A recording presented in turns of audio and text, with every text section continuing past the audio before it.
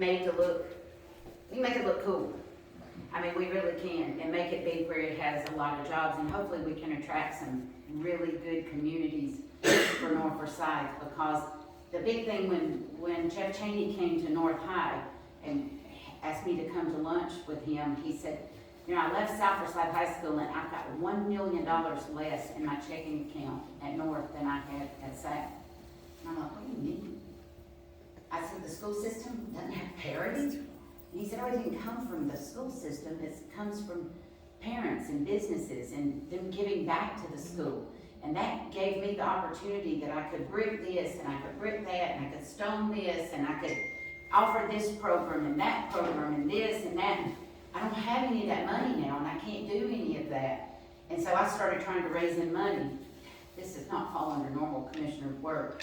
But I started trying and, you know, asking developers, will you help do a rock wall at the stadium that they have to make our stadium look better? And will you do this to help? And, you know, the school got a $20 million facelift, which helped greatly. And finally, a lunchroom that wasn't part of the middle school lunchroom.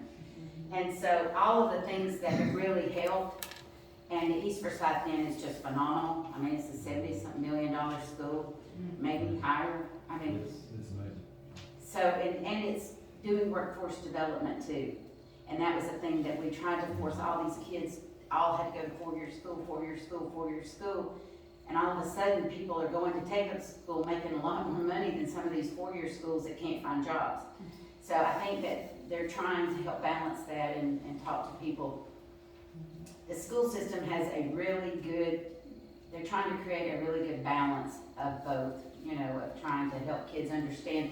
You might not be meant to go to the four-year school, but you might can find a great career path in the other. So, real quick, and I'll finish up. So, I can give you, if any of you want to, I can give you breakdown percentages of the residential and commercial. I didn't put it on the map because the map was too big. Have you uploaded this onto the new UDC? This one, I'm gonna send this out in my newsletter. Taylor's gonna tell you how you can get my newsletter. I send it out every month. I'm gonna send it out. I'd love to have that. I can send it to you. Mhm. I can even send you out a chart that shows you how much is in every category with how many acres. We've got that.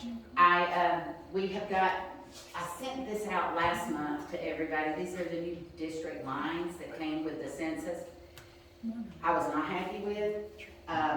It changed District 4. District 4 was used to be just like this, 369 straight across the top. We knew on October the 12th, our board voted on a new map. It went, District 4 grew the most of any other district because we had the least amount of population growth, so, which meant we had more geography because each district has to be within 1% of each other in population. So it went something like straight across and down, just a little bit down.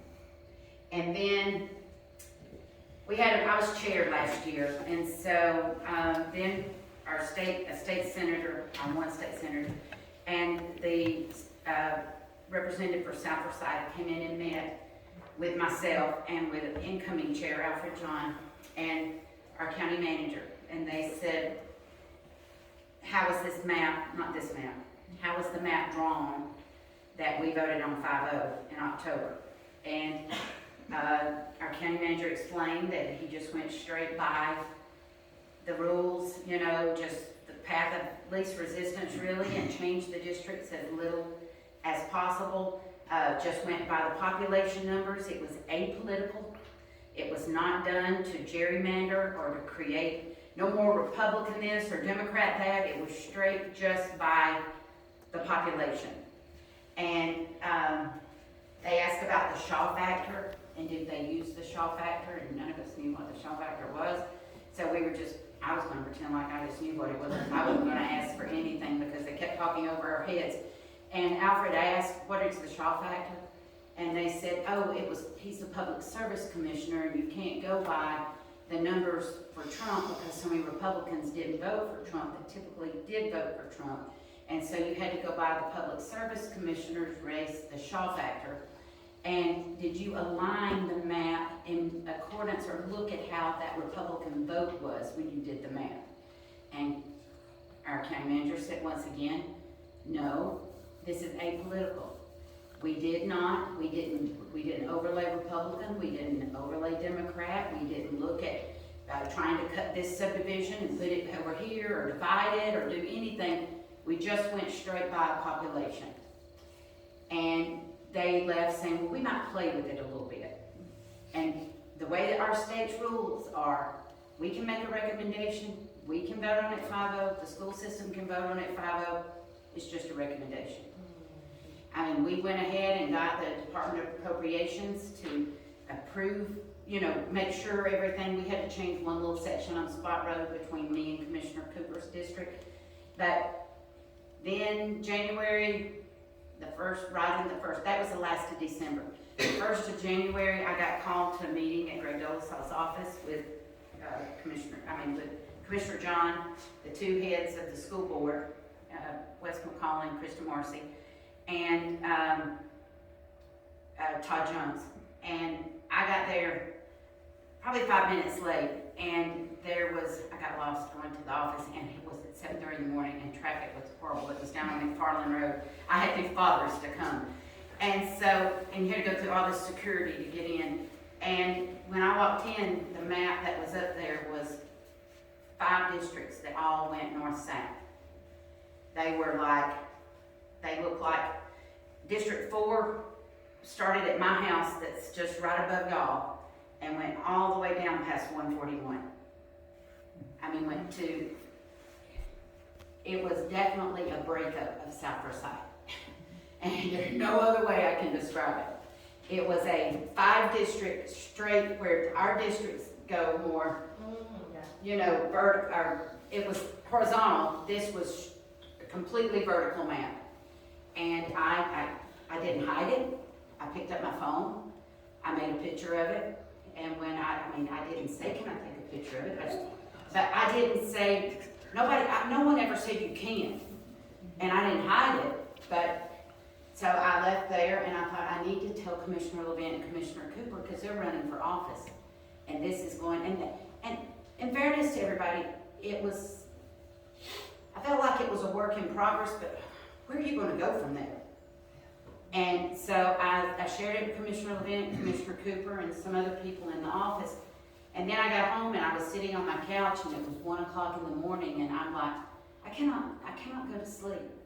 I cannot let, because they were under the gun because of this new voting right bill that happened last year. There was only a few weeks that they had to get this new map adopted because it had to go into the hands of the Secretary of State's office by mid-February. And my worst nightmare was that it was going to go out to the people that voted for me. And they were going to think I knew about the map, and that meant I agreed with it. And I felt like they could say that because I was in the room with them. And that even though I raised objection, I said, guys, how are you not going to say Stacey Abrams is right? When she looks at this and she says gerrymandering. It's gerrymandering. How do you say it's not? I said, the Indian population is all in the bottom part of the county. And you're breaking up the Indian population. How's it not gerrymandering? Somebody tell me. I want to be able to explain how it's not, and you're doing it, so explain it to me. I can lay my head down at night and have no trouble going to sleep. This is not gerrymandering. Just because you say it's not doesn't mean it's not. And so those were our conversations for the next 3 or 4 weeks, besides it just got louder and worse. And I put it out on Facebook. And I don't usually do that. I'm usually more one to try to work out problems, but I felt like that I didn't want to be, I feel like people comes before politics. And I've said that over and over again. And if that gets me beat or I don't choose to run again, always my motto has been people before politics. And I don't care if you're Republican or Democrat or Libertarian or whatever you are. I serve people. And I did not want people to think that I had put politics above serving them. And I voted, it was 4-1 vote. Very rare do we have a disagreement about voting. Anna was there, she saw, I tried every way in the world to change it. I mean, my great-grandparents were Bannisters on Bannister Road, and I got half of Bannister Road now. I don't even represent my brother. He lives on the other side. I mean, they split the Matt community in half, just like it's not even a community.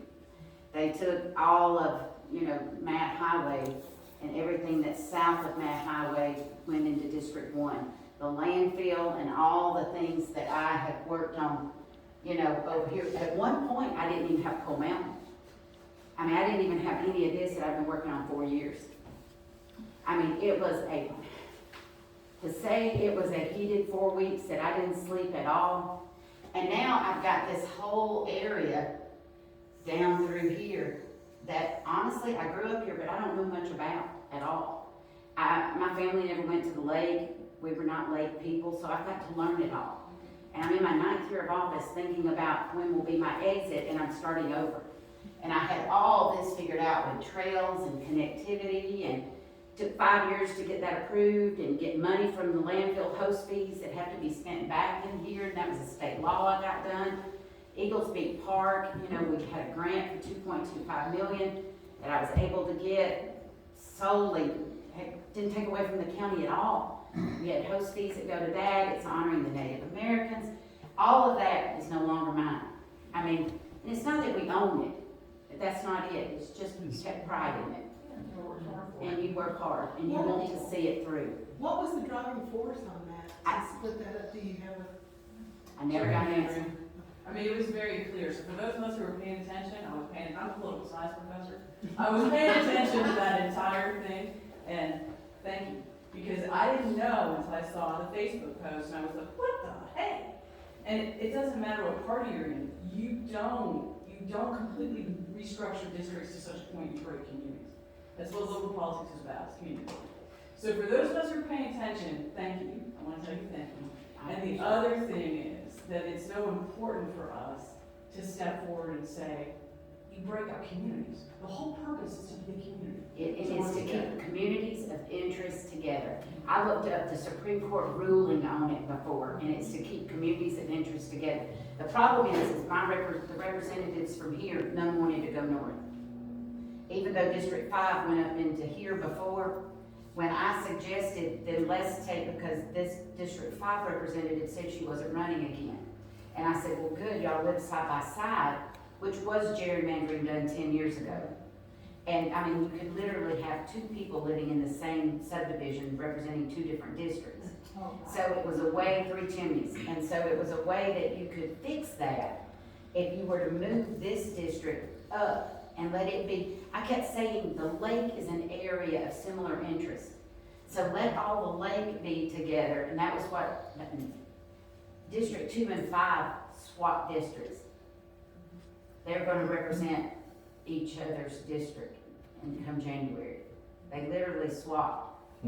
But it's not ever been discussed in our meeting. The reasoning, no. Never been discussed, never been talked about. No, I can't, when people ask me why that happened, I can't answer. I have no idea. Do you have an idea of what impact that may have on us? I don't think anything, because, I mean, I still represent y'all. I mean, their representation, other than them all being mad at me and stonewalling me for a while. I don't ask for things that are bad. I just couldn't get a second for a little while. After this video, I might not get a second for again for a little while.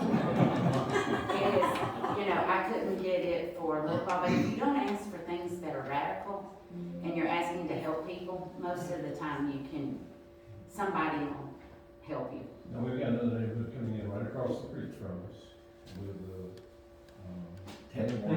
Taylor Morrison, it's a conservation, a Res 2 conservation. That's not my 100 and some odd homes. We're exactly 100. Yeah, so it's about similar size. It might be 150 homes. I can't remember exactly. All I know is District 4 is like, supposedly we're in a housing shortage everywhere. I've heard this like throughout the country, and that we're needing, and everybody's wanting it. It doesn't help us when we keep making those greatest place to live, things, I'm thinking, oh God, here comes another one. Let's advertise greatest place to live. But it is, I mean, we are blessed. We do have a great county, and we have a lot of things to be thankful for.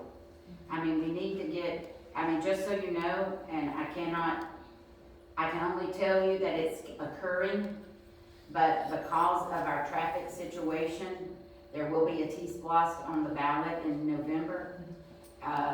It is all the research that has been done, the only way we're gonna be able to catch up would be for something like that. We did the bond in 2014, it was $200 million, and you said, oh my God, $200 million, but like a mile of road in Johns Creek is 40-something million. So, I mean, the 200 million doesn't go far. And with the escalating cost of everything else, but a T-Splost that is just our county could give us the ability in the, you know, in the span of time that we would have it, to have as much as 600 million.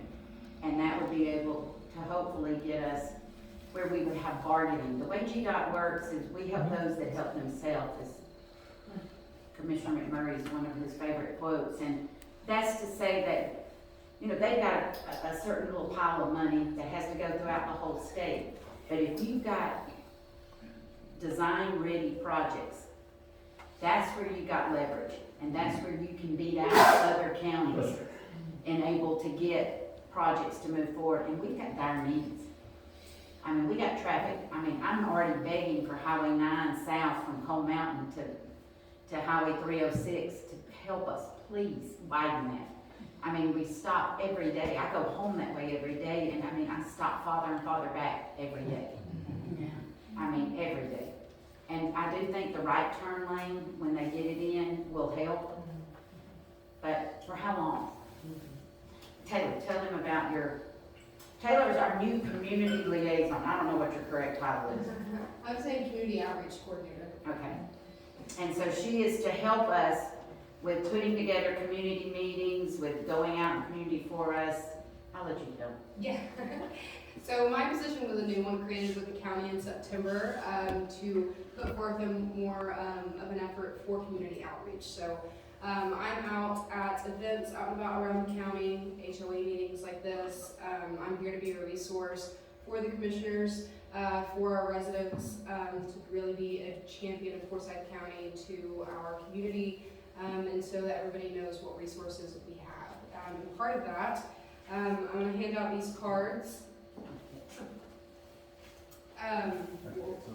Yeah. That's one card. Yes, and so that has our county, a QR code to download our county app. On the county app, it has a directory of county contacts. It has a map of road projects, which is extremely helpful. It's interactive. If you are on the road, well, not on the road, but maybe if you were on the road and you remember where you were at, you can go to a specific place and see the status of that road project. Just like the question you asked, somebody asked about the road and how much longer it lasts. You could click on that app and it would tell you exactly how much longer it lasts. And the same thing for zonings, public hearings. If you go to the app, the very bottom tab is called Insight to Forsyth. And you can go to that and see where, if you see a public hearing sign, it's kind of small, they're hard to see. You can go to that where you saw it at on the map and click on it and you'll be able to read it, see it more up close and see any documents that go along with it. And also on there's kind of news, there is, I'm blanking a little bit, but if you go on there and download it, you'll have all of those. You can also file co-complaints, that's what I was thinking of. So if you have any complaints, you can go on there and you can also live track how our staff is responding to that co-complaint so that you know where it's going. Instead of calling your neighbor and telling them they're doing something that you don't like, you can call code enforcement and tell on your neighbor. Yes, that's it, that's what it looks like. And then they're also on there, it tells you about our county portal. That is another avenue to go on and file those code complaints and then also track them. This is, we'll pass this out as well, is about our Citizens Academy. Our first Citizens Academy is starting in May. On the back of it is a QR code that takes you to the application. This is going to be a program that goes from May through August. We'll have 2 classes a month. It'll take you through different county departments and what they do and how they serve our community. So one of those is going to do with our planning department. A lot of people always have questions about zonings, how they're done, the process, the comp plan that Mr. Mills talked about. We'll have a class with them and what their department does, in various other county departments. So that is coming up. That takes you to apply. We are taking between 35 and 40 people this first go around. Thank you. So if that's something you're interested in, learning a little bit more about the county, you can do that there as well. Commissioner Mills had mentioned newsletters. For newsletter, you can sign up for those online. Is yours a spot online or commissioners? It's under my name, and, or you can just send me an email and I'll respond, and it's got the link right under my signature line that you can just click on. And I send it out, I try to every month, and it gives you an update on zoning. It's got park updates, it's got transportation updates, it's got a link to all of these things as well. And I got them to add new business openings. So I always get a lot of questions about what restaurants are coming, what this, what that. And I'm thinking, okay, if you'll all just sign up for my newsletter, you'll get it every month, and I don't have to repeat it 150 times. So I just can't get people to sign up. But it's there, and I put it out every month so people will have the latest information. Yeah, on the website, that there on the left-hand side, there's a tab that says commissioners, and then you can click on District 4. You can sign up for it there. And you come back to Youth Academy, because I think that's Yes. really good too. Yes, we started in January, our Student Government Academy. The principals nominate, we have 2 students from every high school right now. Next year, we're gonna move up to 3 students from every high school, our public high schools. Students that we wanted to target a specific student that might want to, that would have an interest in government, local government, students that might actually go to college or go to trade school and maybe come back and work for our community. So those students were nominated. This first session was abbreviated. It started in January, it'll end in May. Starting next year, it will start in August. It'll go through their full school cycle. We'll have one meeting a month, and it'll take them more in depth through all of our county departments. This time, we were able to hear from the Lieutenant Governor. We had a state Supreme Court justice come speak to us. And then, of course, they've gotten to our water treatment facility and really see what goes into our county and why they're so lucky to go to school in a county like this. Yeah, they put me on the same night as Supreme Court Justice and Lieutenant Governor. Then you got County Commissioner. But it's a great group of kids. They're really enjoying it too. So Taylor is fully busy. She's got a lot of things on her plate, and Kevin Tanner this has all come through his vision, and he is really doing a great job as county manager. And somebody mentioned environment, COVID dollars. Governor Kemp awarded our county $32.6 million of COVID dollars to go toward a discharge in Lake Lanier, which is a really big deal because we're doing our intake right now. And we've never had our own water system. And so now we're gonna have our own tap. But the big thing is returning water back to the lake where it came from. So environmentally, that won't touch it. It will touch, 32.6 million is great. We're gonna have to probably put another 32 million with it to get it back, because you've got to run lines and you gotta run it all the way out into the lake deep. But environmentally, that is a must. We wouldn't, and it's a must. I have to brag on Governor Kemp for recognizing that, because we wouldn't have been successful in the water wars, in my opinion, had it not been for Gwinnett County returning more water to the lake than they take out of it. And they've been doing it for 20 years. And so it's our responsibility to return water back to its source. So I'm thrilled that we got that. We turned in an application for it. And we were awarded the largest grant of any county in the state. So that was a big plus. Any other questions? I went too long, I know. I'm always long-winded. So, the Citizens Academy, can you share with us more about the structure of it? How long is it? Is it monthly? Kind of interaction? It's August through, it's May through August. There's 2 classes a month.